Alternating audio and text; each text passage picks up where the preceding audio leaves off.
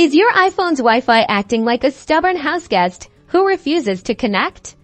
Don't worry, we're diving into the most common reasons why your Wi-Fi is grayed out and how to fix it in just a few easy steps. First, let's try the universal fix for all tech troubles. A simple restart. Press and hold the power button and either volume button until the power off slider appears. Slide to power off your iPhone. Wait about 30 seconds. Then press and hold the power button again until the Apple logo appears. This often resolves minor software glitches that can cause Wi-Fi issues. Next, let's make sure airplane mode isn't accidentally enabled. Swipe down from the top right corner to access the control center or swipe up from the bottom of the screen. Depending on your iPhone model, check if the airplane mode icon is highlighted. If so, tap it to turn it off.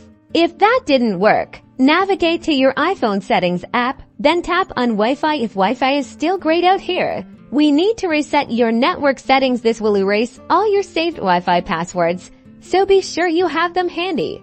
Go back to the main settings menu, scroll down and tap General.